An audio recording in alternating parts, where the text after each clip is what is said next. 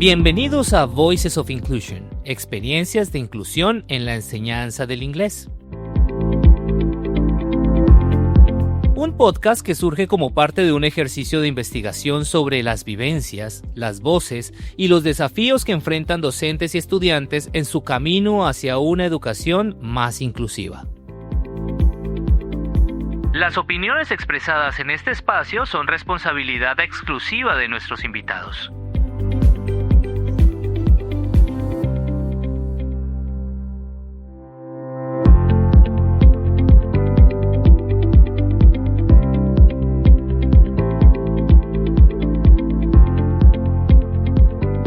Hola, bienvenidos a Voices of Inclusion, experiencias de inclusión en la enseñanza del inglés, un espacio donde exploraremos la inclusión en las aulas de inglés. Les habla Estefanía Osorio Ramírez, docente e investigadora. Bueno, lo que están escuchando ahora mismo es un podcast que nace de mi experiencia en la maestría en didáctica del inglés de la Universidad Surcolombiana y mi deseo constante de mejorar, adaptar y flexibilizar mis prácticas docentes. Este episodio de Voices of Inclusion, experiencias de inclusión en la enseñanza del inglés es muy especial porque va a estar dividido en dos partes. Ahora mismo vamos a estar con una invitada súper interesante. Yo sé que ella nos va a dejar muchos conocimientos y básicamente parte de ello es que nos va a contar sobre su experiencia y perspectiva acerca de los retos que se dan en la educación con respecto a la inclusión y de dónde es que estos retos surgen. Voices of Inclusion. Experiencias de inclusión en la enseñanza del inglés.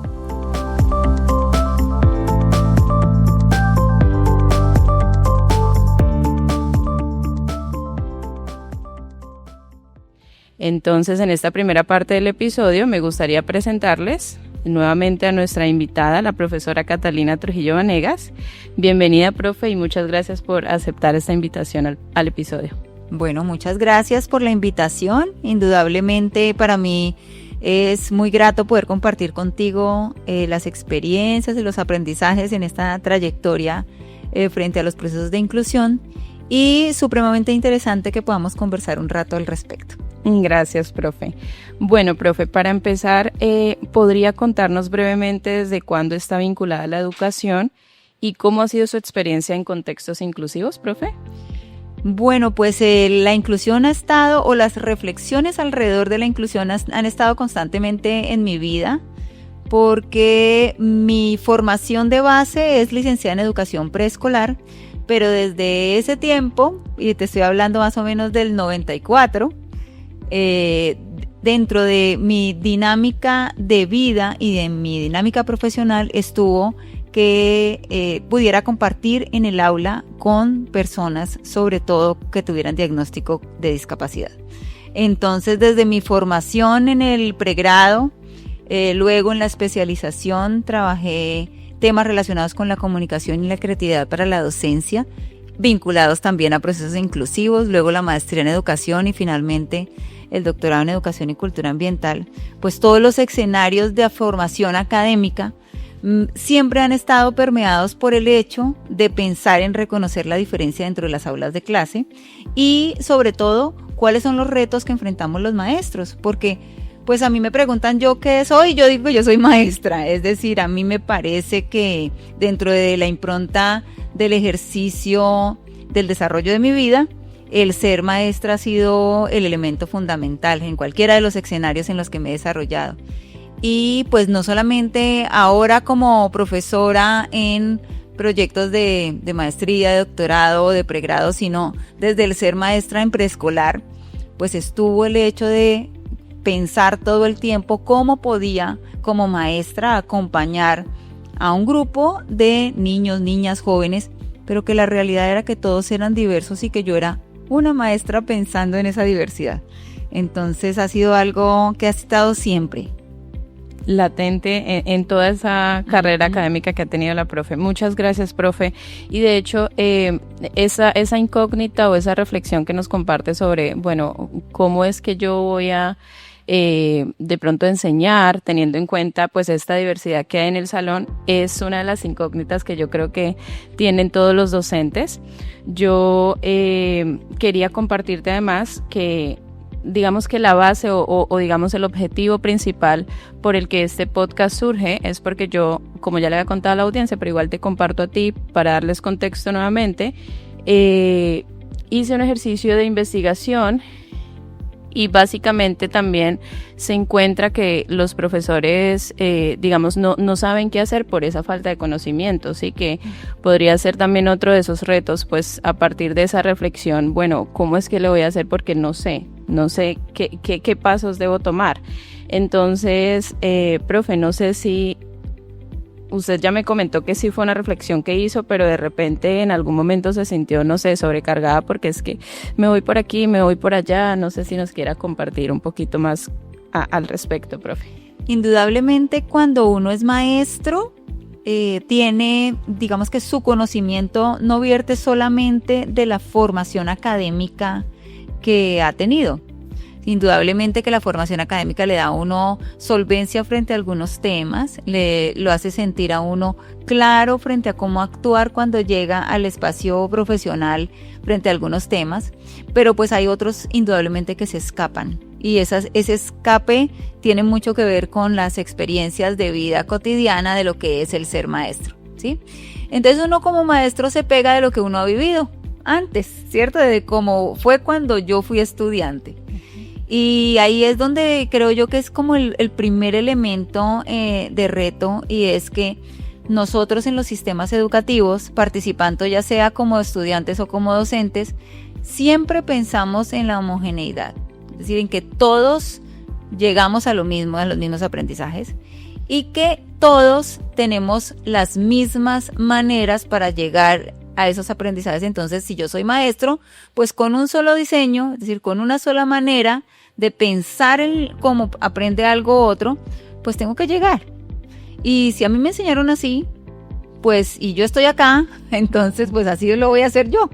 Entonces, por eso las prácticas pedagógicas normalmente son muy repetitivas en los sistemas educativos, porque tenemos siempre la tendencia a repetir los esquemas que consideramos que funcionaron porque yo lo aprendí de esa manera.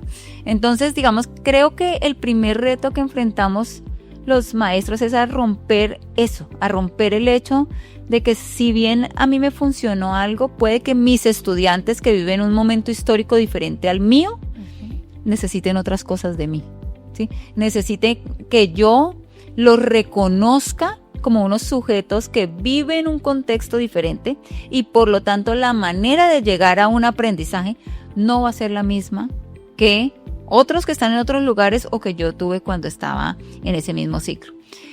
A mí me parece que eso permea tres cosas que la educación inclusiva tiene muy claras en su estructura. Yo tengo que tener conocimientos, es decir, yo tengo que tener formación como maestro que me permita a mí habilitarme para poder enfrentar situaciones de diversidad en el aula. Yo tengo que reconocer culturalmente que todos los que estamos en un espacio educativo no somos iguales, sino que todos tenemos formas de vida diferentes, por lo tanto, formas de aprender diferente. Y tres, yo soy el encargado como maestro de generar las prácticas pedagógicas que tengan una mirada inclusiva. Es decir, es mi responsabilidad. Entonces, cuando yo como profesor me siento consciente de estos tres ámbitos, pues uno empieza a evaluarse. ¿Qué tanto tengo de conocimientos? ¿Qué tanto culturalmente cargo con eso de pensar en la diversidad, en el aprendizaje sobre todo? Y qué tanto mis prácticas sí favorecen el hecho que haya unas múltiples formas de aprender. Cuando uno se hace esa evaluación, entonces uno empieza a decir, ay, ahí como que hay muchas cosas que hacer. Aquí como que hay, y como que uno encuentra el camino más fácil, porque al no hacer la reflexión uno está en caos. Y dice lo que le dicen a uno muchos los maestros que están en aula, es que a mí no me formaron para esto, es que yo no sé qué hacer. Y detrás de ese yo siempre les digo a los que me preguntan de esto, detrás de ese es que a mí no me formaron, para mí es un miedo, un terror a quitarme ese rótulo que tienen los maestros de que deben saberse todo. Entonces usted ya es profesor, usted ya tendría que saber qué hacer. Y resulta que los maestros nos formamos en lo académico, indudablemente, pero mucho en la práctica, o sea, mucho en la relación de aula, mucho en lo que pasa en el día a día de nuestra vida. Yo creo que eso es lo que más me enriquece, el poder yo abordar sobre todo esto de la educación inclusiva. ¿Sí?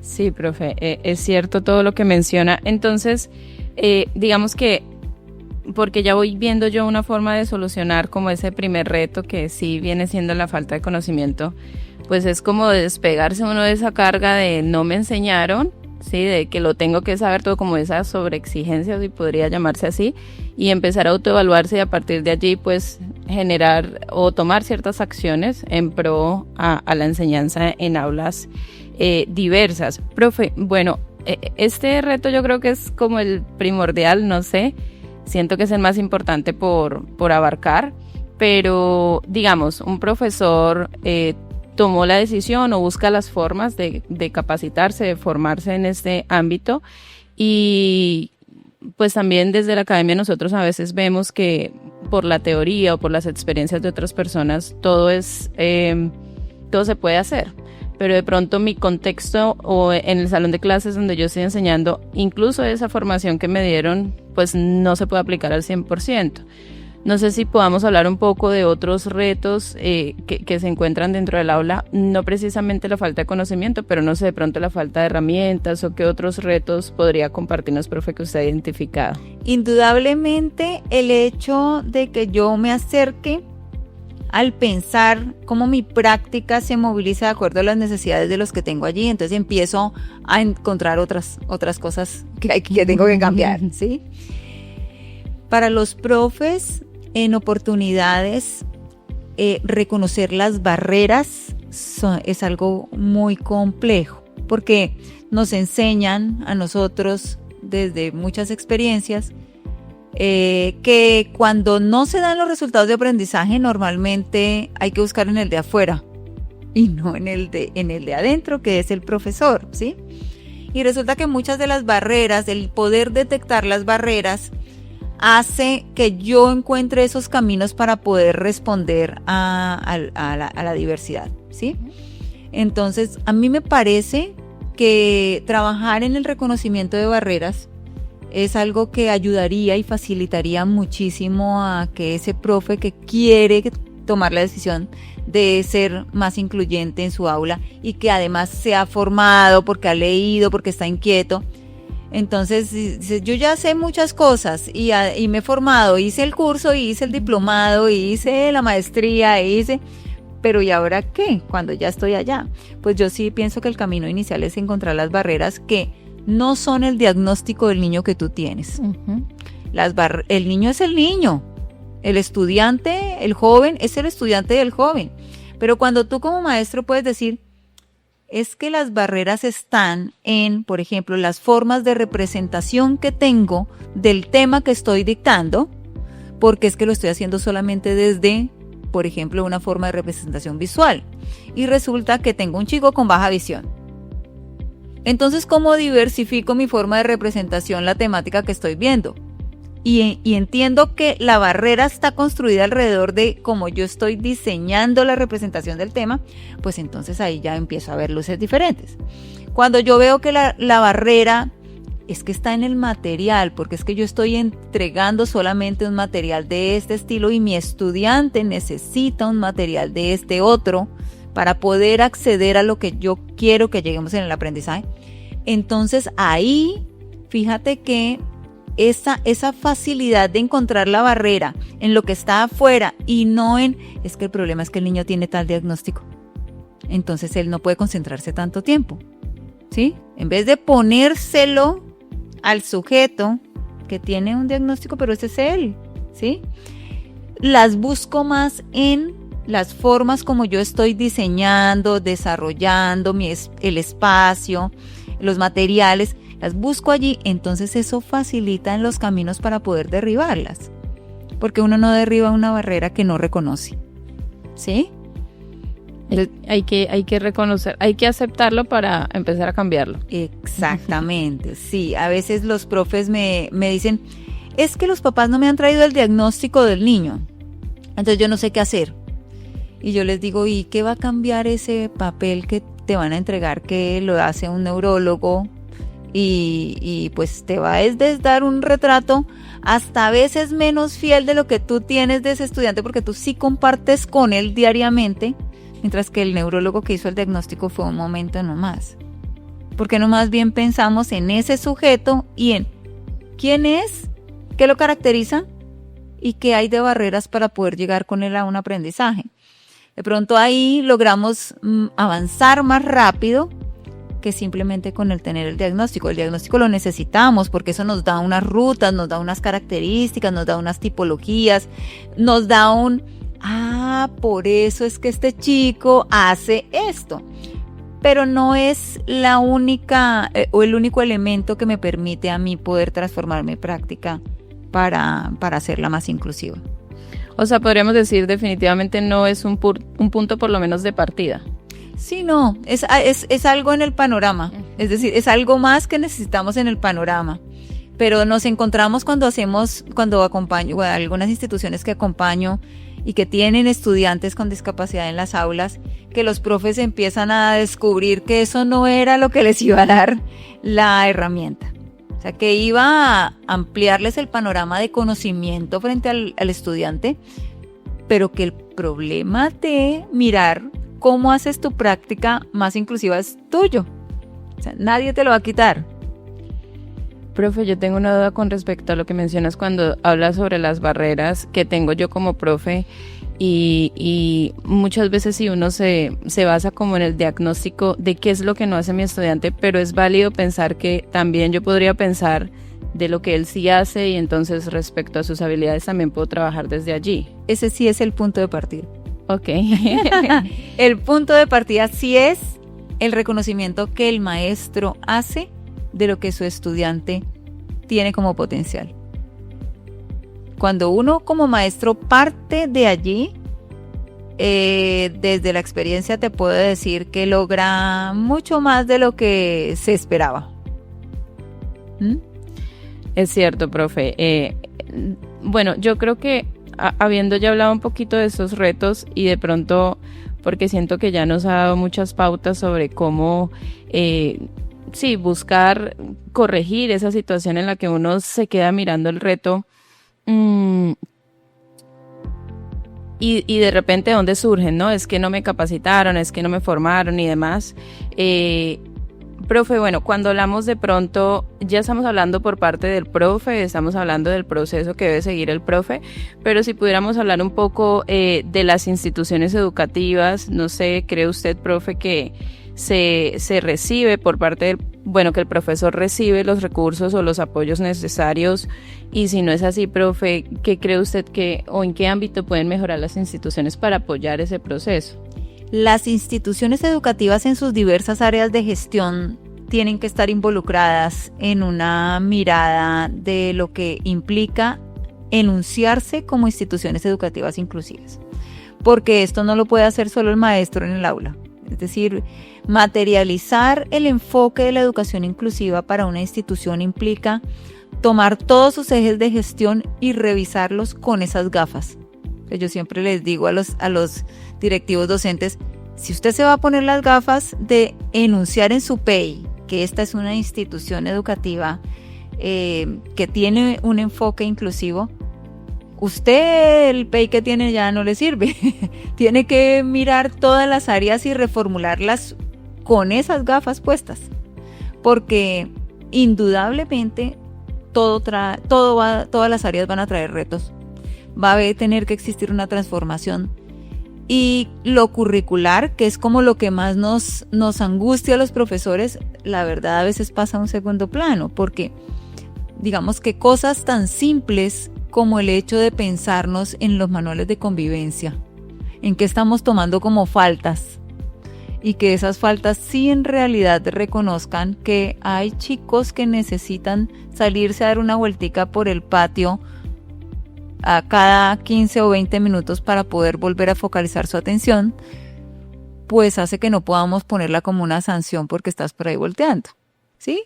O porque te saliste del salón, sino que tendríamos que reconocer que hay estudiantes que no responden a los 45 minutos que tenemos por norma, porque la Secretaría de Educación, porque el Ministerio de Educación dijo que así fuera, para una clase, ¿sí? Entonces tendríamos que meter en los CIEs, tendríamos que meter en los manuales de convivencia, tendríamos que meter en las miradas que tienen los PEIs, eso de la diversidad, no solo como, yo les digo siempre como un saludo a la bandera de que lo ponemos ahí que se ve bonito, sino que tenemos que volverlo que esté dentro de la vida cotidiana de la institución. A veces, sobre todo los que hemos sido directivos docentes, pues nos da miedo porque, bueno, ¿y entonces se va a valer todo? Bueno, ¿y cómo vamos a poner normas, reglas y pautas? Profesora Catalina, usted lo que está diciendo entonces es que cada uno haga lo que quiera. No. Yo lo que estoy diciendo es que tengamos normas, pautas y reglas, reconociendo que no todos somos iguales y tenemos los mismos ritmos. Entonces pensemos en unas nuevas pautas que reconozcan eso, ¿sí?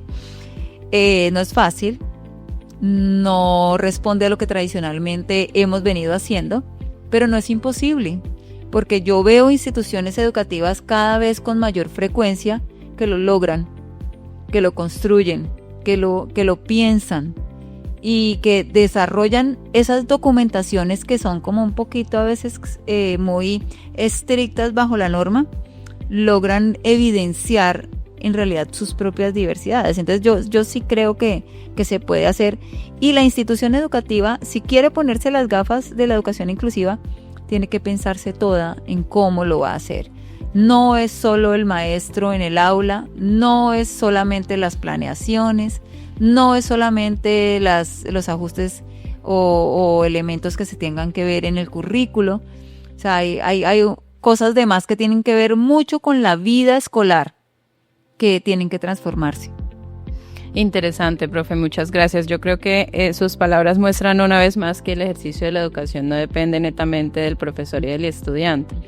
En episodios anteriores hemos tocado también el tema de los padres de familia, cómo influyen en este proceso, pero quisiera de pronto, profe, si nos pudiera instruir en cómo de pronto todos esos retos de los que hemos hablado o estas situaciones pueden llegar a afectar.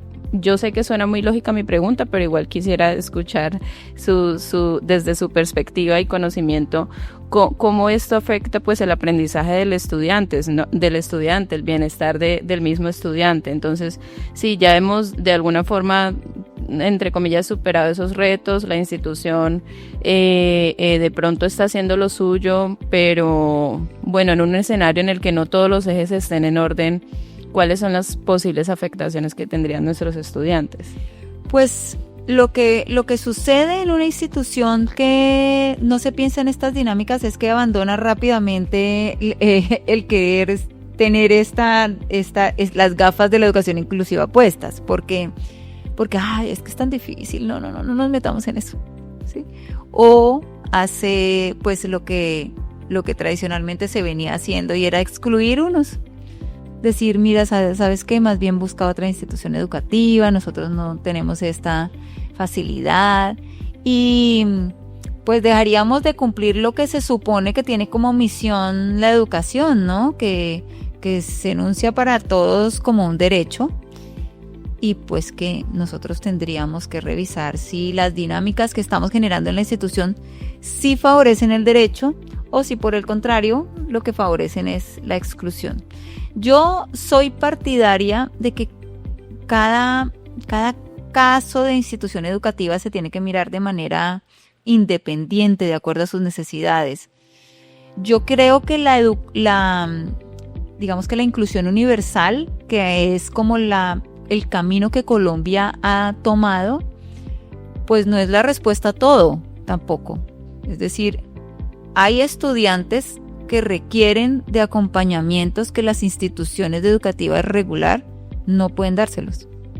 Y que tendríamos que mirar si ese enfoque de inclusión universal que tiene Colombia, que es que todas las instituciones deben acoger a todos los estudiantes en el momento en el que se presenten, tengan o no tengan las condiciones, pero tienen que moverse, si en la realidad eso sí lo podemos hacer o no. O hay casos en los que eso de la inclusión universal no es necesariamente lo que el estudiante necesita. Entonces, a mí me parece que eso de totalizar cosas también puede ser muy peligroso, porque teniendo una muy buena intención, podemos hacer, es como propiciar menos condiciones al importante que es el estudiante. O sea, en realidad el importante en este proceso, o la razón por la cual nos estamos movilizando, es por él, porque queremos que ese sujeto que está en el sistema educativo pues tenga un proyecto de vida y que ese proyecto de vida le permita desarrollarse como persona y le permita ser feliz y le permita conseguir sus objetivos y le permita realizarse y desarrollarse.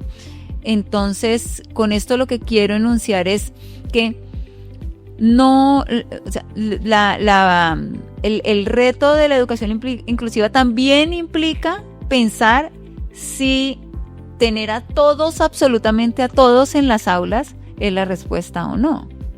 Porque ve uno en otros países que han migrado de la educación inclusiva total y universal a devolverse a la integración educativa porque las instituciones no pudieron responder a todo. Entonces, digamos que creo yo que no podemos irnos a los extremos. Yo creo que nosotros como país podríamos tener una mixtura de oferta que permitiera a todos, ahí sí, ser atendidos y propiciar las mejores condiciones para su desarrollo. Perfecto, profe, muchas gracias por esa respuesta. Creo que ahí también hay una oportunidad, pues, con su respuesta de crear ese espacio de sensibilización, o sea, de entender la importancia sobre la educación inclusiva, porque pues sí, entendemos lo del derecho a la educación y demás, pero más allá es una vida, es una persona que va a crecer, que va a entrar a una sociedad y que debería también tener el derecho de pues desarrollar las habilidades que le van a permitir desenvolverse en estos contextos, y creo que eso también es uno de los objetivos de este podcast y de los episodios que estamos grabando. Entonces, muchísimas gracias por esa respuesta, profe. Ya para ir finalizando, dentro de mi poca experiencia he escuchado que otras de las posibles soluciones ante todos estos retos y situaciones de las que hemos hablado el día de hoy tienen que ver con el DUA y el PIAR. No sé si podría contarnos un poquito de eso, profe. Sí, mira, Colombia ha tomado dentro de lo que implican los sistemas educativos o su sistema educativo, ha tomado algunas decisiones con las que invita a las instituciones educativas a pensarse en lo que implica tener esta mirada incluyente. Y en ella básicamente hay dos rutas, dos caminos, dos elementos que tienen que ver mucho con lo pedagógico, que digamos que le pide a los maestros y a los directivos docentes y digamos que a las comunidades educativas de revisar un poco a ver si pueden ser una ruta desde lo pedagógico para atender la diversidad en el aula. Una es el diseño universal para el aprendizaje, que digamos que es como la primera invitación que el sistema educativo viene haciendo hace algunos años en Colombia, y es que los profes nos pensemos desde nuestro diseño de plan de clase en la diversidad. Entonces, digamos que el conocido como DUA, ese diseño universal para el aprendizaje, tiene sus raíces en el pensar que todos los que estamos en la clase podamos participar en ella y podamos avanzar en nuestro proceso de aprendizaje. Y a lo que invita al maestro es a pensar en que en la planeación revise si hay múltiples maneras de representar eso que quiere que sus estudiantes aprendan, ¿sí? Múltiples maneras en los que ellos aborden ese aprendizaje y múltiples maneras en las que ellos representen y nos muestren de vuelta que lo han aprendido, ¿sí? Que no sea de una sola manera. Y que en esa diversificación pues utilicemos diferentes materiales, utilicemos diferentes espacios dentro de la institución educativa, utilicemos diferentes recursos, utilicemos diferentes sistemas de lenguajes y comunicación, ¿sí? Es como el pensar en mucha de la diversificación de lo que es el planear, desarrollar, evaluar de nuestra práctica en las aulas. Cuando nosotros trabajamos con los maestros que les empezamos a enseñar DUA, ellos empiezan a decir, uy, no, es que no tengo ni idea. Y eso del conocimiento, a mí no me enseñaron, es que yo no sabía. Y cuando vamos a sus planeaciones o cuando vamos a sus clases, muchas cosas sí están. O sea, muchas cosas el profe ya las ha pensado, pero no las ha reconocido cómo. Y creo que una primera tarea para nosotros ahí en nuestra Facultad de Educación sería como mirar qué tanto de eso que trabajamos en la formación de los licenciados, no lo llamamos de esa manera, pero sí lo tienen, ¿sí? Sí lo tienen dentro de las maneras como abordan, lo que pasa es que no las llaman desde esos lenguajes. Habrá otros que ni siquiera hemos pensado, habrá otros que uno dice, yo no pensé que yo podría hacerlo de esa manera. Y los profes lo incorporan fácilmente porque desde lo que yo he podido revisar en ir a acompañar maestros, hay muchas personas con unas prácticas espectaculares. Sí, hay muchos maestros en nuestra región con prácticas muy, muy, muy enriquecidas, ¿sí? Veo siempre frente, por ejemplo, al DUA, que nos jugaría en contra el que a veces trabajamos mucho libro, mucho texto, sobre todo cuando los niños salen de primaria ya al bachillerato, entonces muchas instituciones trabajan texto y eso como que los amarra a lo que el DUA invita al maestro. Otro aspecto que creo que estamos en deuda en nuestra región es hablar de evaluación, hablar de cómo puedo evaluar de diferentes maneras, cómo la evaluación puede darse dentro del proceso sin que sea la tensión que es y cómo jugar con una evaluación que a los profes nos genera mucha tensión, que es las evaluaciones externas, los resultados de las pruebas, los resultados que nos van a medir, cómo conjugar el desarrollar las actividades diarias desde esta diversificación y formas de expresión que nos plantea el DUA. Y responder también a las formas de medición que tiene el sistema, que son más rígidas, pues yo creo que es como el reto que tenemos los maestros. Pero yo veo el diseño universal como una muy buena alternativa para pensar en responder a la diversidad en el aula. Otro aspecto que también el sistema educativo colombiano tiene en su normativa y que nos dice a los profes es, ok, usted ya planeó, desarrolló su clase, evaluó desde un enfoque de diseño universal, pero de todas maneras no está llegando el estudiante a los resultados en el aprendizaje que usted espera, así se los haya diversificado en las formas de expresión. Entonces, con esos estudiantes formulemos un plan individual de ajustes razonables, ¿sí? Y pues estos planes son unos planes que también traen al sistema una cantidad de retos grandes, porque los maestros a veces pensamos que el plan es el cuadro que se deja registrado y resulta que pues eso es simplemente un registro. O sea, el PIAR es cómo yo como maestro, que sé que desde la dinámica cotidiana que estoy planteando con mis estudiantes no estoy llegando al resultado con este en particular, y reconozco sus características particulares para poder detectar las barreras, proponerme metas reconociendo esas barreras y derribándolas y flexibilizando elementos en el currículo, ¿sí? Los planes individuales se ejecutan desde los DBA, ¿sí? Y como punto de partida, pues sí, todos los que somos maestros sabemos que el DBA pues no tiene que ver con un tema, tiene que ver con un proceso.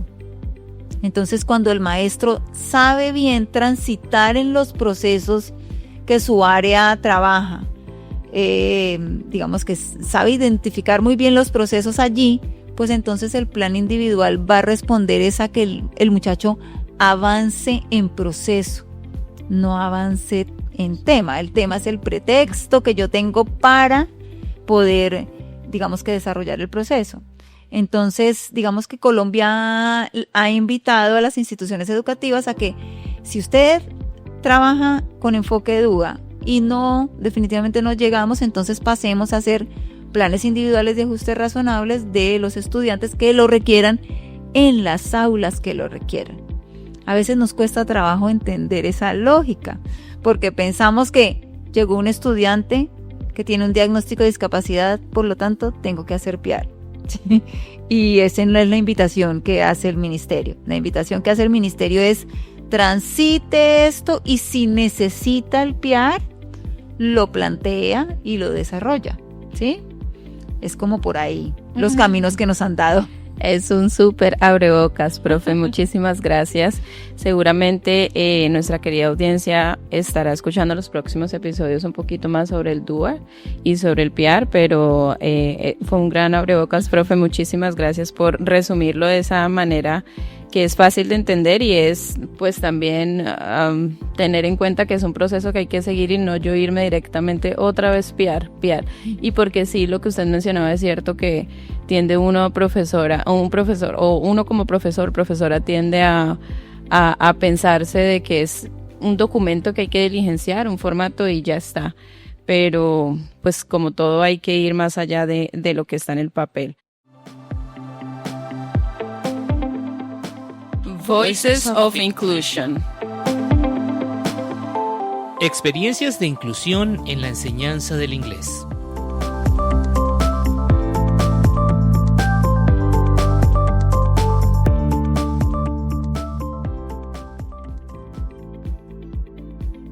Bueno, profe, para cerrar entonces esta primera parte de este episodio, quisiera dejarle algún mensaje a los docentes que hoy pues enfrentan estos retos, muchas veces sin acompañamiento, algún mensaje general que nos quiera compartir, profe.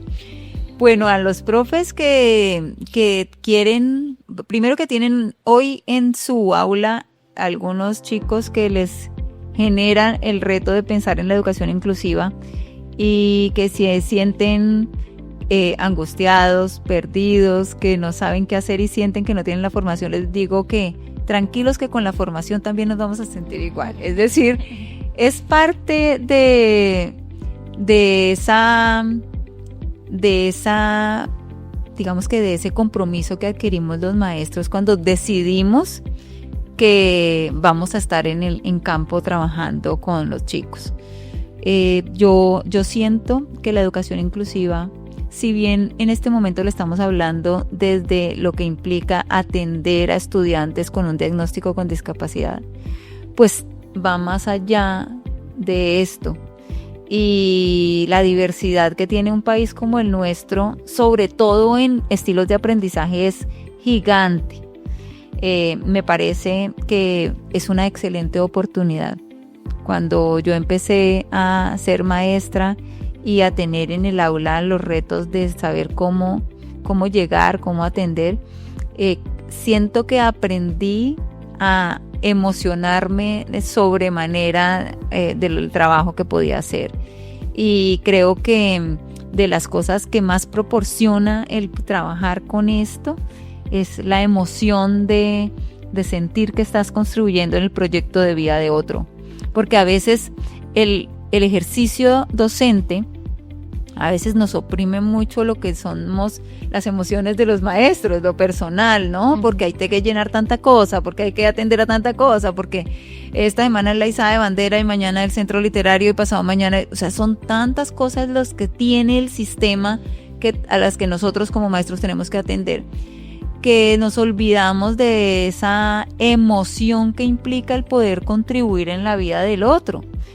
el que si tú eres el maestro y te encontraste después en la calle con el estudiante y ese estudiante vuelve y te dice, hola profe, ¿qué más? Mire que yo hice, mire que yo fui, mire que yo pude, mire que yo... Es una cosa maravillosa. Entonces, yo pienso que cuando eso se hace con alguien que a uno le ha tocado además pensar en salirse de su zona de confort para poder responder a la necesidad del otro, eso no tiene igual. Sí, para mí es una excelente oportunidad de crecimiento, ¿sí? De crecimiento personal, de crecimiento, yo digo, uy, sí pude, sí llegué, sí lo logré, y me haces recordar ahora un chiquito que tuve cuando estaba de profe de inglés, como en tercero, cuarto y quinto, y el diagnóstico era de limitación cognitiva, y entonces... todo el mundo me decía, pero ¿cómo vas a ser la profesora de inglés? Yo le dije, yo me voy a pegar de lo que él tiene de memoria, porque excelente con su memoria, una memoria repetida, todo perfecto. Entonces yo no podía equivocarme en la escritura de una palabra, porque él ahí mismo era el que me decía, te falta la H, te falta la C, te falta. Entonces nos invitaron a un Spelling Bee. Y yo dije, este es el representante del colegio. Y al principio fue difícil que la comunidad entendiera que el que tenía un determinado diagnóstico iba a ser el que nos iba a representar. Pero ganamos. ¿Por qué? Porque hay que montarse en eso, en lo que él tenía favorable. Y yo a ese chico no lo olvido. Y me lo encuentro todavía. Hizo una formación técnica. Ya pues está trabajando. Y yo digo que esas son de esas cosas que uno dice, me llena el corazón pensar en que no me quedé pensando en lo que no podía hacer, sino en para lo que él era muy bueno, ¿sí? Entonces, pues yo creo que eso es como la mayor contribución que tienen para uno en ese espíritu de maestro, de pronto un poco soñador alrededor de lo que implica el meterse en esta tarea que indudablemente te saca de tu zona de confort. Y es eso, ¿no? Al final uno poder decir, valió la pena, independientemente de, pues, lo que implica salirse de la zona de confort, es que vale la pena. Y yo creo que lo que comentaste, profe, definitivamente habla mucho de lo que es tener vocación docente.